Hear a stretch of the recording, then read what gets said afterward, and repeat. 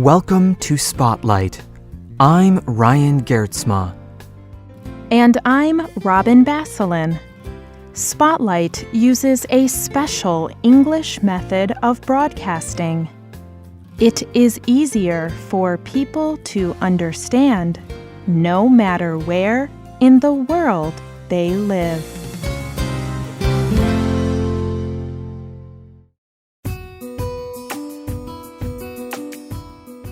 When David Good was a child, he lived with his father in the United States. David studied in American schools, and he liked to eat American food. Sometimes people asked David about his mother.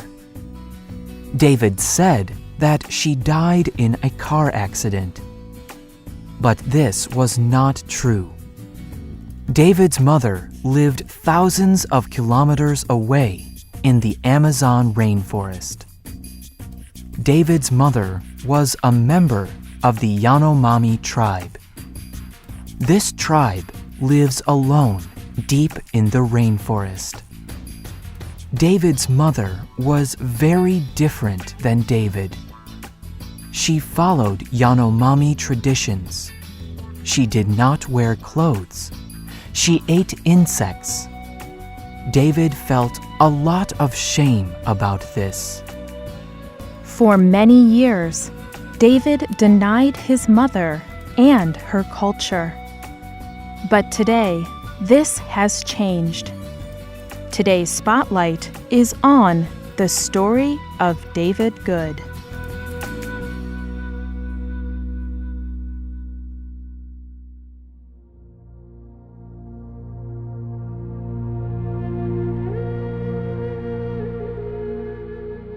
David's story begins with his parents, Kenneth and Yarima. Kenneth was an anthropology student in the United States. At university, he studied other cultures.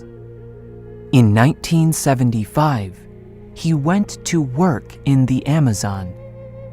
His job was to research the Yanomami tribe. The Yanomami lived along the border between Venezuela and Brazil. Kenneth planned to live with the Yanomami for 15 months. But he stayed for much longer. Kenneth liked living with the Yanomami. He learned their language, and he stayed for 12 years. The Yanomami wanted Kenneth to become part of their community. So they offered him a young wife. Her name was Yarima. At first, Kenneth said no. But the head of the tribe continued asking him. Finally, Kenneth agreed to marry Yarima. But he said they should marry at a much later time. He did not believe he would live with the Yanomami long enough to marry Yarima. But things changed. Kenneth spent a lot of time with Yarima and her family.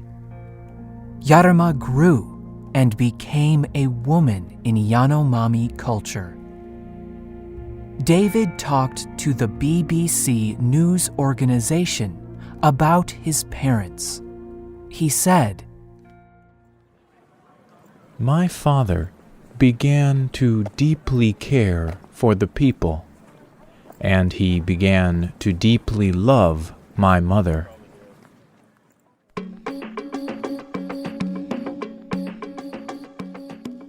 Yarima also loved Kenneth. So, after a time, Yarima and Kenneth married.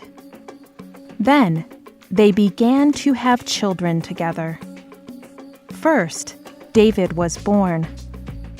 Then, Kenneth and Yarima had a daughter and another son. Kenneth and Yarima were happy. But it was not as simple as two people in love. Although Kenneth was living with the Yanomami, he was still part of American culture. Kenneth often needed to travel for his research work. But in Yanomami culture, husbands do not leave wives, even for a few days. A husband must be with his wife to protect her from other men. Once, when Kenneth was traveling, a group of Yanomami men hurt Yarama badly. After 12 years of living with the Yanomami, Kenneth's supporters stopped giving him money to do his research work. Kenneth no longer had a job to support his family. Without his job, the Venezuelan government would not permit him to stay. He also continued to worry about Yarama's safety when he traveled. So Yarama agreed to move to the United States.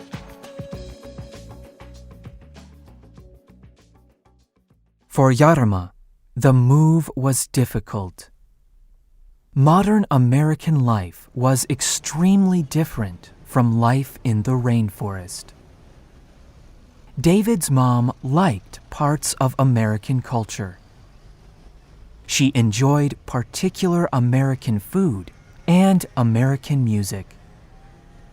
She also liked to buy clothes. But she was very lonely. In a Yanomami village, everyone lives together in one large building. Everyone is very close. National Geographic made a film about David's family. In the film, Yarama said, "It is not like the rainforest. People are separate and alone."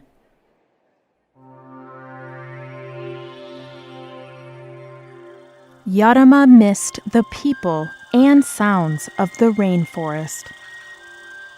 So David's family would visit her Yanomami village. But on one visit, Yarama refused to return to the United States. At this time, David was 5 years old. David and his brother and sister remained in the United States with his father. David could not understand why his mother was gone. It hurt him very much. Slowly, he began to hate his mother and Yanomami culture. He told the radio program Snap Judgment, I went through a period of time where I just did not want to be Yanomami.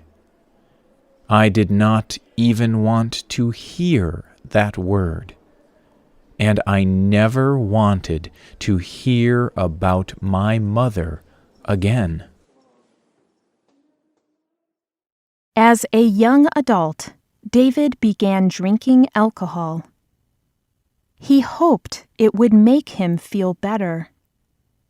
But things only got worse. David even stopped going to school.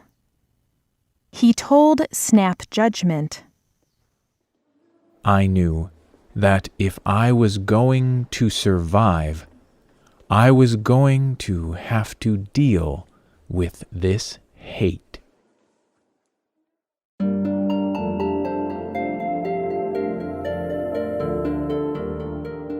So David read a book his father wrote. It was about the Yanomami and his parents' life together. For the first time, David began to understand his mother better. He also watched the National Geographic film about his family. Seeing images of his mother and family in the Amazon made him cry. David told Snap Judgment, Deep in my heart, I wanted to go and find my mother. And so he did. Although David was afraid, he made the long trip across distance and cultures. He had not seen his mother for more than 20 years. When David got to the village, everyone gathered around him. They knew who he was. They remembered him as a young boy. When Yarma arrived, everyone stopped talking. It was silent. Yarma started shaking. David wanted to hold her, but he knew that the Yanomami do not do this.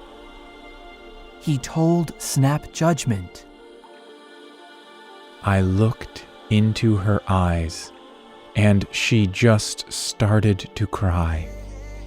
I felt flooded with emotion. I thought, my mother is alive, and I found her, and we are together.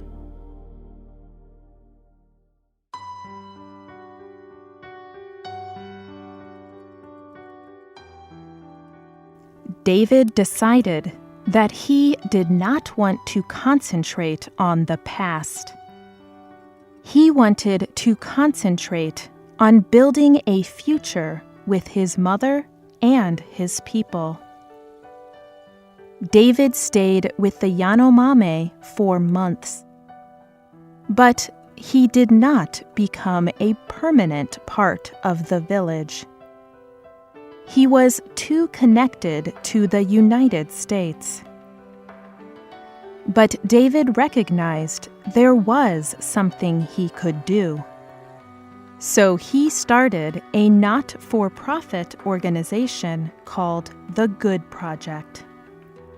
This organization helps the Yanomami connect with the modern outside world.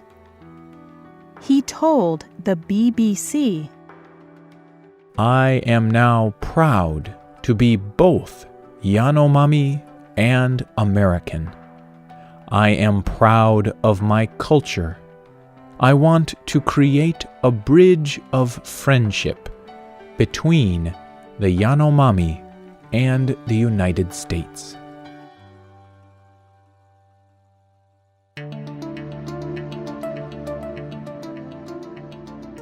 The writer of this program was Jen Hawkins. The producer was Michio Ozaki. The voices you heard were from the United States. All quotes were adapted for this program and voiced by Spotlight. You can listen to this program again and read it on the internet at www.radioenglish.net. This program is called Return to the Amazon. We hope you can join us again for the next Spotlight program. Goodbye.